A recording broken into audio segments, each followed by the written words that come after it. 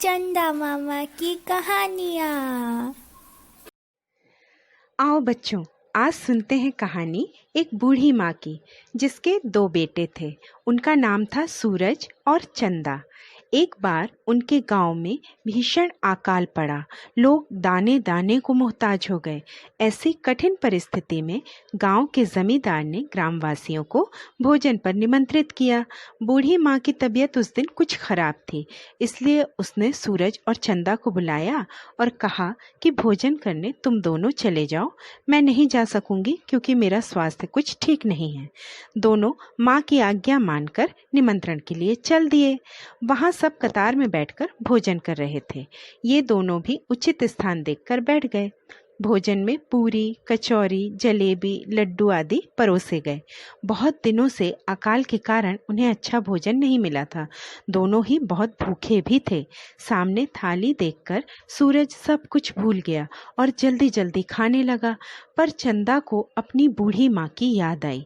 उसने सोचा, मेरी माँ भी तो कितने दिनों से भूखी है, उसे भी कई दिनों से भोजन नहीं मिला। ऐसा सोचकर सबसे पहले उसने अपनी माँ के लिए भोजन एक पोटली में बांधा, फिर स्वयं भरपेट भोजन किया। तृप्त होकर दोनों भाई खुशी खुशी घर लौटे। माँ दरवाजे पर बैठी अपने बच्चों की प्रतीक्षा कर रही थी।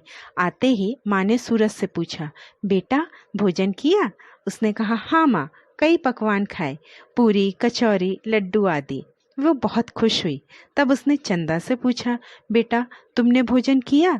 चंदा ने भोजन की पोटली माँ को देते हुए कहा, हाँ माँ, मैंने भोजन कर लिया, अब आप भी खा लें।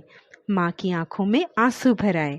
उसने चंदा को आशीर्वाद दिया कि अपनी कोमल भावनाओं के कारण तुम सभी को शीतलता प्रदान करोगे, जबकि सूरज, तुम अपने रूखे स्वभाव के कारण सभी को गर्मी दोगे। तब से सूरज आग की गोले की तरह चमकता हुआ सभी को गर्मी देता है, जबकि रात में चंदा प्रकृति को शीतल करता है। तो बच्चों, कहानी की शिक्षा है संवेदनशीलता। हमें दूसरे की भावनाओं को समझना चाहिए, उनका सम्मान करना चाहिए, जिससे हम सभी का आशीर्वाद और सद्भावनाएं प्राप्त कर सकते हैं। ठीक है, फिर मिलेंगे अगली कहानी में।